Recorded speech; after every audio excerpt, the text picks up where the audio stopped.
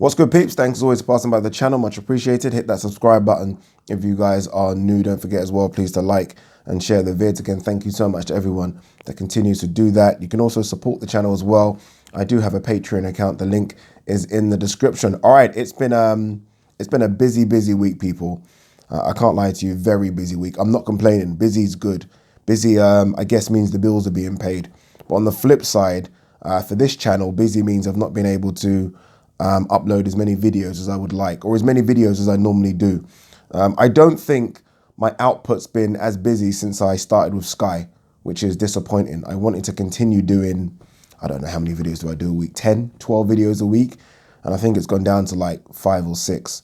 So that's disappointing. A lot's happened in the boxing world in the last sort of 2-3 weeks, and I've just not covered it. So I might do a number of catch-up videos. So it might be subjects that are quite old, right? People have already covered them, but I still have an opinion on those subjects. So expect a few oldish type videos in the next week or so. This is so random, by the way, nothing to do with the video. I'm just thinking about Sky and that journey to Sky. So the travel. And it's, I think that's why I'm so tired. Like when I get back, I'm shattered. Hence why I don't do the videos. But if I start at 9 o'clock with Sky, so there's like a show at 9 o'clock, we have to get to Sky at 6 in the morning. Again, I'm not complaining. So anyone out there, any complain, I'm not complaining. Very happy. But because we have to get there at 6 in the morning, I don't drive. And the trains ain't running that early. I say that early because I have to get there at 6. So I leave my house at 2:45 in the morning and have to get 4 buses. That's the hustle, people. 4 buses to get to Sky for like 5:30 in the morning. Yeah. So yeah, it's tiring. And I guess the hardest thing about that is obviously if I have to leave at 2:45, I mean, what time do you go to bed? So sometimes I'm not even sleeping because, I mean, you can't go sleep at, well, I can't anyway, I can't go sleep at 7 o'clock in the evening. I'm wide awake at 7 in the evening. So yeah, I think that's why I'm just shattered. So I just need to sort that shit out and become a bit more organized and then pump out as many videos as possible. Because again, I've always told you guys, I enjoy doing this shit more than anything. Like more than anything. People always talk about, Ade, you're going to stop doing this when you join Sky? Or no, I fucking love this shit. I don't know why, but I just love doing this. Maybe because I can be 100% me. There is no having to, I don't know, sort of fear of making a mistake or, I don't know, just you can just be me. All right, anyway, let's talk box. Enough of that crap. Joyce. Joyce has got a couple of very good options, which is always good, right? You don't want to be a boxer and have no options. There are some boxers out there that have 0 options. And even if they do have options, those options are not financially rewarding. Joyce has got a couple of very good options, and I think both of them could be financially rewarding.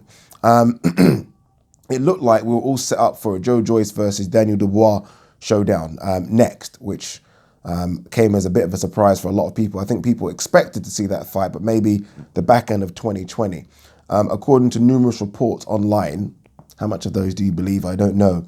But Joyce has signed his sort of portion of the deal. That fight is scheduled, or was scheduled, I don't know, was, for April, I think April 28th, O2 Arena. So Joyce has signed his part of that deal. And I do believe, if you kind of read between the lines of Daniel Dubois tweets, that Daniel Dubois has also signed his portion of the deal. So it looks like that fight could happen April, I think it's April 18th or April 28th, O2 Arena. Fantastic for boxing, great heavyweight fight.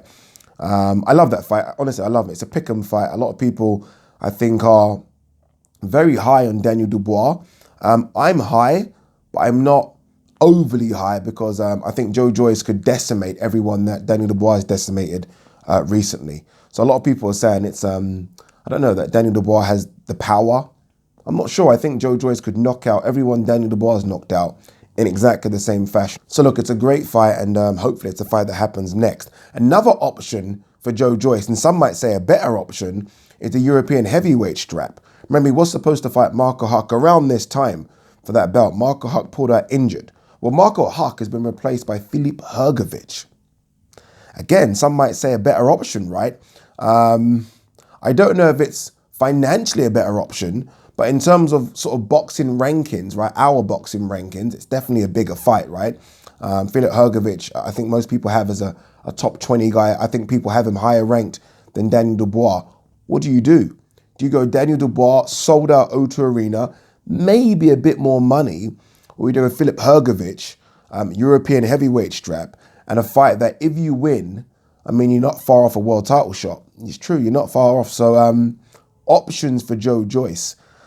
I think, look, ideally he fights Daniel Dubois and then fights Hrgovic. That would be my plan, right? You fight Daniel Dubois, massive fight, O2 Arena, sold out, right?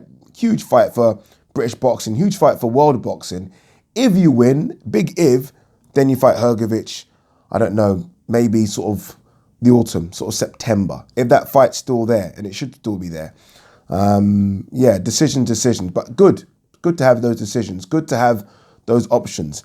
I just recently watched, I don't know, it's strange now, because I recently watched Joyce versus Hrgovic in, I don't know what to call it. It's like a sort of semi-pro fight. Joyce won it on a split decision. Hrgovic is a completely different boxer from them. So is Joyce, to be fair. So it could be good to see those guys get that rematch on. But from a British standpoint, and I know it's quite selfish to say that, I would want to see Daniel Dubois versus Joyce. And I think it's an easier fight to make, right? I mean, both sort of in-house under that Frank Warren stable. Hrgovic is sort of with the Sauerlands and co-promoted by Matchroom, so it could be more difficult to get that fight across the line. Whereas Daniel Dubois, again, we are led to believe that Joyce has signed his portion of the deal. Daniel Dubois signed his portion. So we are more likely to see Joyce versus Daniel Dubois. But, I mean, you wouldn't complain if it's Joyce versus Filip Hrgovic for the European heavyweight strap. Two unbeaten guys. I think both of them, could be wrong, but I think both of them kind of got the similar records as well. Sort of 11 fights, 8 or 9 knockouts. I think it's very similar. Again, it's a rematch as well. So I'm not complaining.